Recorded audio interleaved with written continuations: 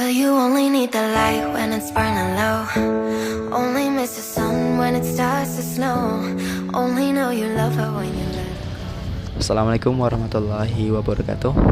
Tibbil qulubi wa dawaiha wa afiatan abdan wa shifaiha wa nur absari wa diyaiha wa ala alihi wa sahbihi wasallam. Adada ma fi ilmillahi salatan daimatan bidawamil mulkilah.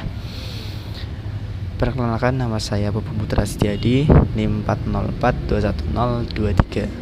Dan yang tak lupa, salam hormat saya, takdim saya kepada dosen pengampu mata kuliah pengantar peradaban, Bapak Yusan Wahyudi, Magister Pendidikan. Bagaimana sih Islam di Asia Tenggara itu berkembang? Kita masuk dalam pembahasan kali ini, perkembangan agama Islam di Asia Tenggara. Bagaimana sih kita masuk ke dalam subbab yang pertama, proses masuknya agama Islam di Asia Tenggara. Smita itu terbagi dalam 6 jalur. Yang pertama ada jalur perdagangan. Pada taraf permulaan, proses masuknya Islam adalah melalui perdagangan.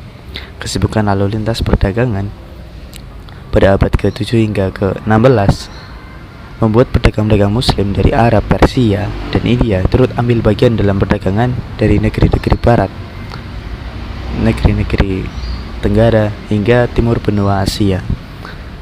Saluran Islamisasi melalui perdagangan ini sangat menguntungkan karena para raja dan bangsawan turut serta dalam kegiatan perdagangan. Bahkan mereka menjadi pemilik kapal dan saham.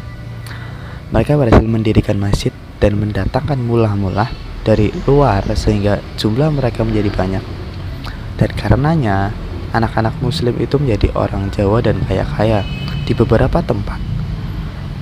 Penguasa-penguasa Jawa yang menjabat sebagai Bupati Majapahit yang ditempatkan di pesisir utara Jawa banyak yang masuk Islam. Tetapi bukan karena hanya faktor politik dalam negeri yang sedang goyah, tetapi karena faktor hubungan ekonomi dengan pedagang-pedagang Muslim. Perkembangan selanjutnya, mereka kemudian mengambil alih perdagangan dan kekuasaan di tempat-tempat tinggalnya sendiri.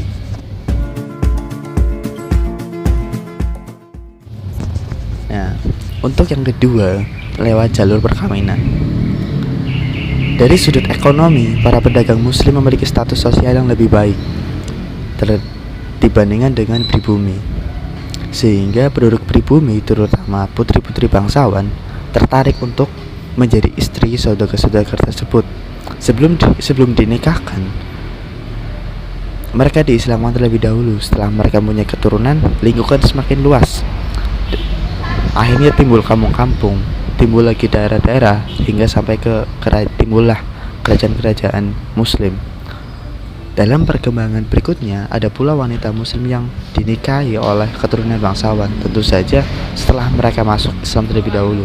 Jalur perkawinan ini jauh lebih menguntungkan apabila antara saudagar Muslim dengan anak bangsawan atau anak raja dan anak adipati, karena raja dan adipati atau bangsawan itu kemudian turut mempercepat proses Islamisasi. Demikianlah yang terjadi antara Raden Rahmat dan Sunan Ampel dengan Nyai Manila, Sunan Gunung Jati dengan Putri Kawangatan, Brawijaya dengan Putri Campa yang mempunyai keturunan Raden Patah, Raja pertama Demak, dan lain sebagainya.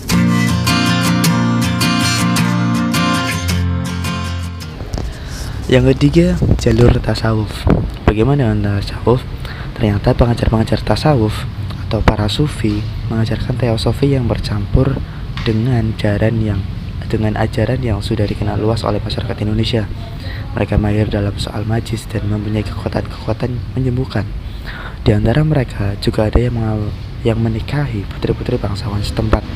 Dengan tasawuf, bentuk Islam yang diajarkan kepada penduduk pribumi mempunyai persamaan dengan alam pikiran mereka yang sebelumnya menganut agama Hindu, sehingga agama baru mudah dimengerti dan diterima. Di antara ahli-ahli tasawuf yang memberikan ajaran yang mengandung persamaan dengan alam pikiran Indonesia pra-Islam itu diantaranya adalah Hamzah Mansuri di Aceh, Syekh Lema Abang, dan Sunan Panggung di Jawa. Ajaran mistik seperti ini masih dikembangkan di abad ke-19 Masehi, bahkan di abad ke-20 Masehi.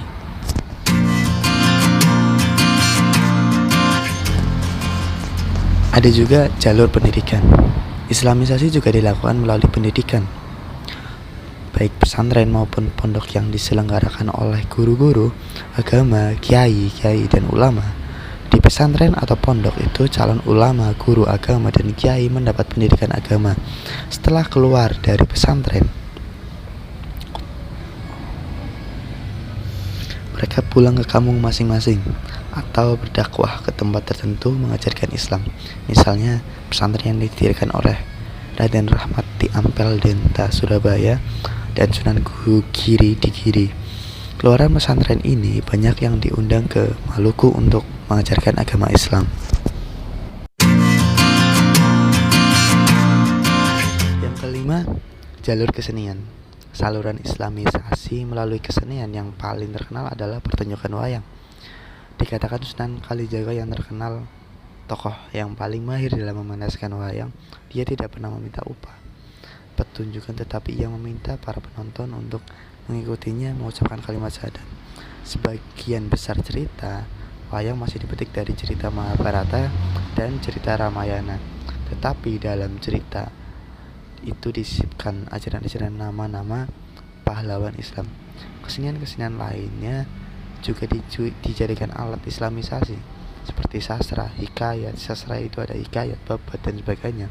Ada seni bangunan dan seni ukir.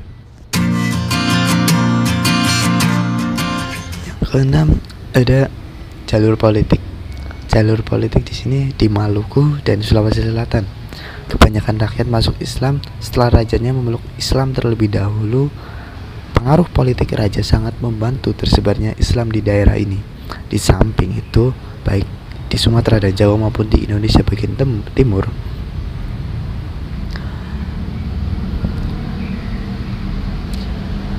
demi kepentingan politik, kerajaan-kerajaan Islam memerangi kerajaan-kerajaan non-Islam.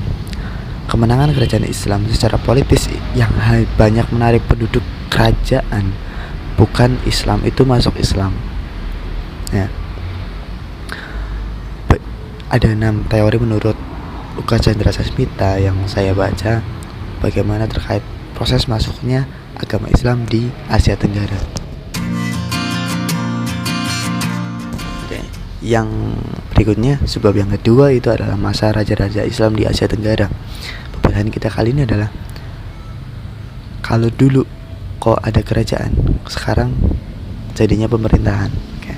Bagaimana sih secara sejarahnya? Ternyata agama Islam yang semakin berkembang mampu mendirikan kerajaan Islam di Samudra Pasai pada tahun 1292 Masehi di bawah pengaruh seorang raja Al-Malikus Saleh.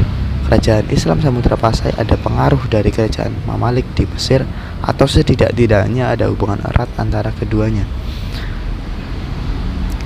Persamaan nama dan gelar yang dipakai tidak jauh berbeda dengan gelar yang dipakai di Mesir. Gelar Al-Malikus Saleh dan Al-Malikus Zahir, raja pertama dan kedua Pasai, sama dengan gelar yang dipakai oleh Raja Mamalik Mesir. Kerajaan Pasai mengalami perkembangan pesat di masa pemerintahan Al-Malikus Zahir II tahun 1326 hingga 1348 Masehi. Al-Malikus Zahir mendalami ilmu agama. Ia banyak melakukan kegiatan-kegiatan untuk memajukan agama. Ibnu Battuta, seorang ahli bumi muslim, pernah melawat ke Pasai tahun 764 Hijriah atau setara dengan 1345 Masehi, memberi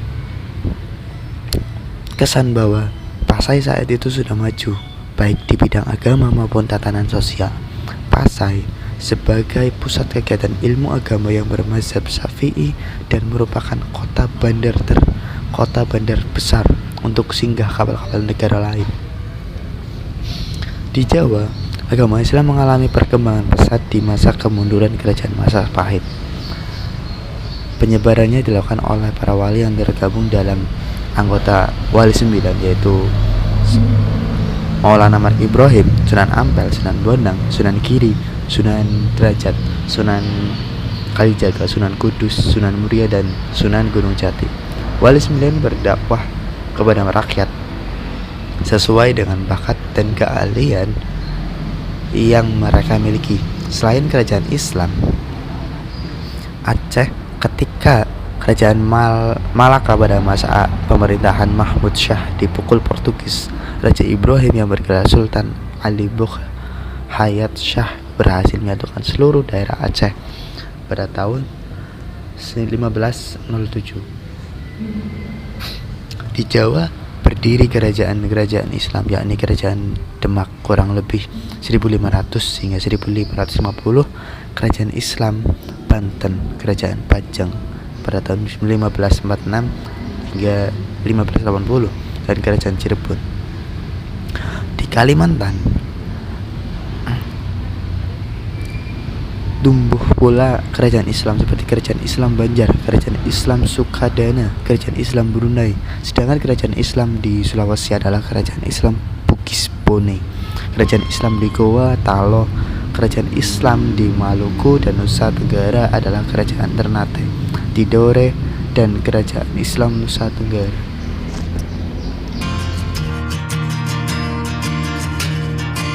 Selanjutnya subbab yang akan kita bahas adalah perkembangan keagamaan dan peradaban Islam Asia Tenggara.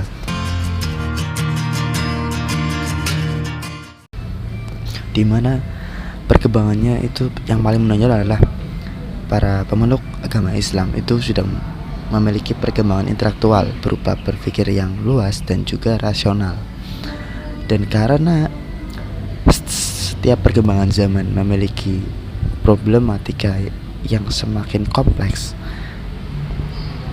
maka semakin jeli juga para pemeluk agama Islam dalam mengkritisi sebuah fenomena tersebut secara rasional, dan juga dalam pendidikan tidak lagi menjadi hak istimewa bagi kaum bangsawan. Tradisi pendidikan Islam melibatkan seluruh lapisan masyarakat.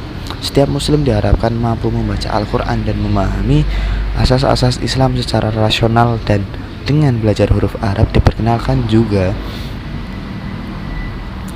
bahasa